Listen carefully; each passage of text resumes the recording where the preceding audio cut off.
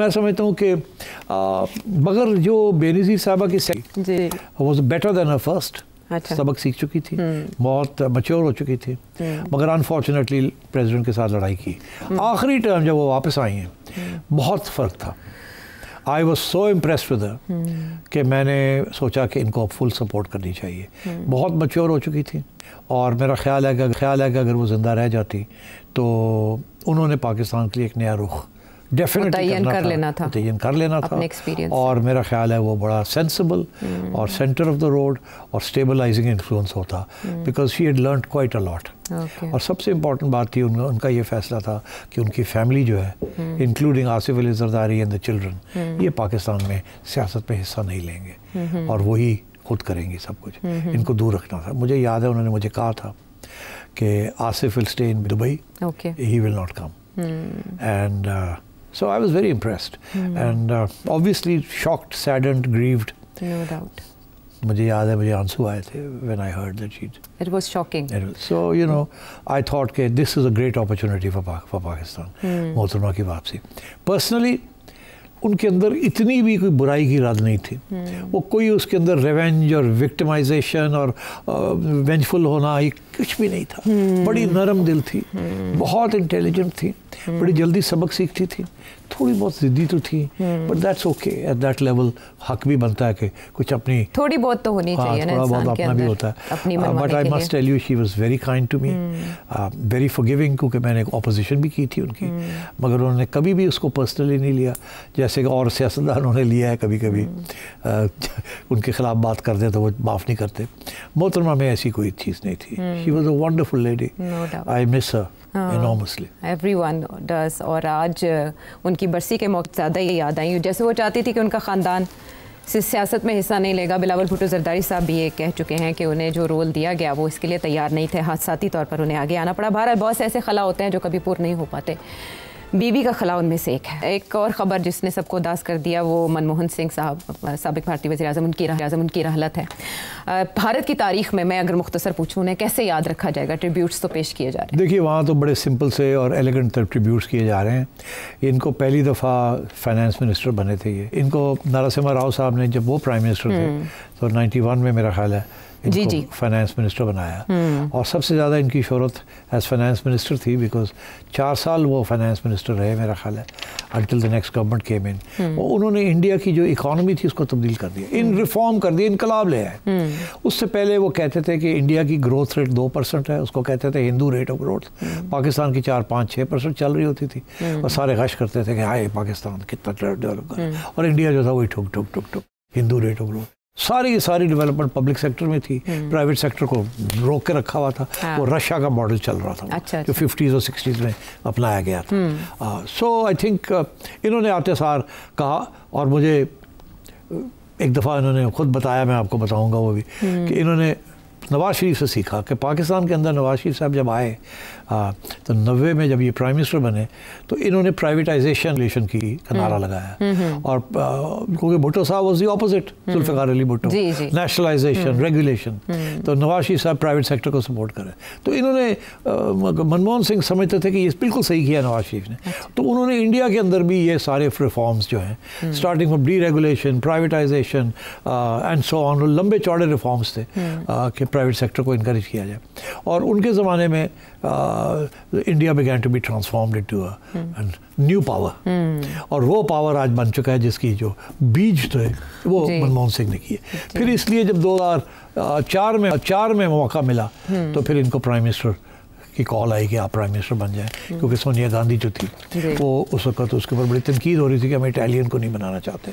तो फिर सोचा कोई ऐसा बंदा हो जिसकी शोहरत बड़ी हो, करप्शन का कोई स्कैंडल ना हो, और उन्होंने इंडिया के लिए काफ़ी खिदमात की हों और है भी कांग्रेस के साथ उनकी तल्लुक हो, तो इनको चुना गया। और इसलिए भी क्योंकि बड़े मॉडेस्ट, हम्बल और पार्टी लॉयलिस्ट, तो तो हर चीज़ थी इनके हक में। तो फिर इनको उन्होंने प्राइम, और फिर 10 साल ये प्राइम मिनिस्टर रहे, और उसके दौरान इन्होंने वही जो सारे रिफॉर्म्स थे, वही रिफॉर्म्स जो थे उनको फिर आगे बढ़ाया और इंडिया को ट्रांसफॉर्म कर दिया into the modern country that it is today. अरे वहाँ लिखा हुआ है, इस रिकॉर्ड है। आज के प्रोग्राम के अंदर मैं इसके ऊपर तबसरा नहीं करूंगा, सारे यही बातें करेंगे कि उनके इकोनॉमिक रिफॉर्म्स थे, क्या वो सब तरफ छप रहे हैं। और ये मैं आपको कोई एक दो इंटरेस्टिंग चीज़ें बताऊं। मुलाकात बताएं। तो मेरी और जुगनू मोहसिन साहिबा की मुलाकात इनके साथ 2004 में हुई, जब ये नए नए प्राइम मिनिस्टर बने थे। अच्छा। हम इंडिया में थे, तो मेरी मुलाकात थी इंडिया के उस वक्त के नेशनल सिक्योरिटी एडवाइज़र दीक्षित साहब थे, जो कि पहले पाकिस्तान में एम्बेसडर रहे थे इंडिया के। तो उसके दौरान मेरी दीक्षित साहब को मैं जानता था। अच्छा। क्योंकि वो पाकिस्तान में एम्बेसडर रहे थे। तो मैंने जब इंडिया गया किसी काम पे, तो मैंने उनसे रब्ता किया और उन्होंने मैं आपसे मिलना चाहता हूँ। उन्होंने कहा हाँ आ जाओ। तो उनसे मेरी मुलाकात हुई, तो जिससे मैंने कहा कि इट वुड बी वंडरफुल अगर आप मुझे प्राइम मिनिस्टर साहब से मिला दें। After all I was a journalist by then. तो उन्होंने कहा मैं ट्राई करता हूँ। तो उन्होंने फिर मेरी मीटिंग, जुगनू की और मेरी मीटिंग मनमोहन सिंह से तय की। तो फिर हम उन्हें प्राइवेटली मिलने गए, और वो तस्वीर भी मैंने दी आपको, जुगनू बैठी हुई हैं उनके साथ। मुझे पूछा गया आप कहाँ हैं, मैंने कहा मैंने टिक टिक कर रहा था। अगर सामने मिरर होता तो आप आ जाते नजर। फोटोग्राफर थे आप। तो मनमोहन सिंह साहब was very kind, very gracious. Punjabi में सारी बात हुई। अच्छा। और मैं आपको बता दूं बात क्या हुई। क्या? तो जुगनू ने इनसे पूछा कि आप पाकिस्तान में पढ़े लिखे या इब्तदाई तालीम आपकी, तो कुछ बताएंगे। तो उन्होंने बड़े खुल के बात की और पंजाबी में बात की। अब मैं उसको उर्दू में कोशिश करता हूँ ट्रांसलेट करने की, पर पीछे पंजाबी भी आ रही। और क्या जी, मैं 7-8 ਸਾਲ ਦਾ था, ਉਦੋਂ ਸਾਡਾ ਚਕਵਾਲ ਪਿੰਡ ਸੀ ਗਾਹ, ਤੇ ਉੱਥੇ ਇੱਕ ਪ੍ਰਾਇਮਰੀ ਸਕੂਲ ਸੀ, ਉਹਦੇ ਵਿੱਚ ਮੈਂ ਤਾਲੀਮ ਕੀਤੀ। ਔਰ ਉੱਥੇ ਬਾਹਰ ਇੱਕ ਦਰਖਤ ਦੇ ਥੱਲੇ ਬਹਿ ਕੇ, ਤੇ ਸਾਡੇ ਜਿਹੜਾ ਮੇਰਾ ਟੀਚਰ ਸਨ ਉਹ ਮੁਸਲਮਾਨ ਸੀ, ਔਰ ਉਹਨਾਂ ਨੇ ਮੈਨੂੰ ਅਰਿਥਮੈਟਿਕ ਸਿਖਾਈ। ਅੱਛਾ। ਤੇ ਮੇਰੀ ਬੜੀ ਖਾਹਿਸ਼ ਹੈ ਕਿ ਮੈਂ ਕਿਦੋਂ ਪਾਕਿਸਤਾਨ ਜਾਵਾਂ ਤੇ ਮੈਂ ਗਾਹ ਜਾਵਾਂ, ਤੇ ਉਹ ਸਕੂਲ ਇੱਕ ਵਾਰੀ ਫਿਰ ਜਾ ਕੇ ਮਿਲਾਂ। ਤੇ ਫਿਰ ਮੈਨੂੰ ਕਹਿਣ ਲੱਗੇ ਕਿ ਮੇਰੀ ਇਹ ਵੀ ਬੜੀ ਖਾਹਿਸ਼ ਹੈ ਕਿ ਉਹਨੂੰ ਅਪਗ੍ਰੇਡ ਕੀਤਾ ਜਾਵੇ। स्कूल जो है वो जहाँ मैं पढ़ा हूँ, बिकॉज मेरी तो तालीम ही वहीं से शुरू हुई है। और मुसलमान ने मेरी तालीम की। और बाय द वे आखिरी वक्त तक वो उर्दू लिखत पढ़त करते थे, और अपनी स्पीचेस भी थी वो हिंदी में बोलते थे, मगर उसकी जो ट्रांसक्रिप्शन होती थी वो उर्दू में करके पढ़ते थे। ये बेसिक तालीम की वजह से ये कम लोगों को पता है। ये कम लोगों को पता है। उर्दू में ही वाज फ्लुएंट, बिकॉज जाहिर है मैट से बह के पाकिस्तान में वो पढ़ा है। ठीक है। तो फिर ये हुआ कि उस ज़माने में हम जब वापस आए वहाँ से, तो उस वक्त चौधरी शुजात प्राइम मिनिस्टर बने थे थोड़े दिन की, 3 महीने के लिए। तो हमारे बड़े अच्छे तल्लुकात थे चौधरी साहब से। चौधरी साहब जैसे ही प्राइम मिनिस्टर बने तो बड़े अच्छे तल्लुकात थे, हमारे घर के करीब ही रहते थे वो चौधरी साहब और दोनों चौधरी हजरात। तो चौधरी परवेज़ लाई और चौधरी शुजात ये हमारे घर आ गए प्राइम मिनिस्टर साहब कि मैं क्या कि मैं आवा, तो मन दसो मैं 3 महीने वास्ते प्राइम मिनिस्टर आया, मैं की कर सकता तुहाडे वास्ते। अच्छा। बड़े यार, he is a very fine man, no doubt. Chaudhry Shujaat बहुत हम्बल, फाइन मैन। अब क्या जरूरत थी आने की, मगर नहीं आने का।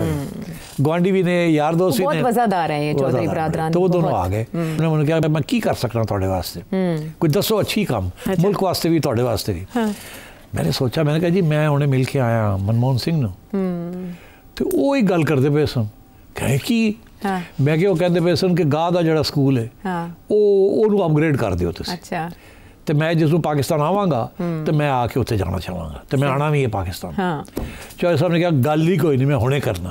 उन्होंने 48 आवर्स के अंदर वहाँ से हेलीकॉप्टर पकड़ा, चौधरी साहब गए, ले गए और ऑर्डर कर दिए कि गाह को अपग्रेड कर दिया जाए फॉरन इनटू अ मिडिल स्कूल। और वो हुआ, मगर अनफॉर्चुनेटली चौधरी साहब भी छोड़ गए प्राइम मिनिस्टरशिप, और मनमोहन सिंह साहब भी फिर पाकिस्तान नहीं आ सके। और वो और एक कहानी है, किसी और वक्त आपको क्या। सेठी साहब बहुत कुछ याद दिला दिया, बहुत कुछ जानना भी चाहते हैं, सुनना भी चाहते हैं। आपको रोकने का बिल्कुल इरादा नहीं है, लेकिन वक्त ख़त्म हो गया। अब आप इससे अंदाज़ा लगाएं कि एक शख्स के ज़ुबान में कितनी तासीर हो सकती है कि उसने एक स्कूल को पाकिस्तान में अपग्रेड करवा दिया, और दूसरी तरफ उसने भारत की डायरेक्शन माशी तौर पर बिल्कुल ही बदल कर रख दी। तो ये प्रोग्राम तो बहुत मुख्तसर है, इसमें इसका अहाता नहीं किया जा सकता। आने वाले प्रोग्राम्स में ज़रूर हम इस पर बात करेंगे और सेठी साहब से उनके तजुर्बात जानेंगे। बहरहाल उनका कहना था कि तारीख़ उनके साथ मेहरबान रहेगी, तो जो उनकी पॉलिसीज़ रही हैं इंडिया के हवाले से वो तारीख़ में ज़िंदा रहेंगे।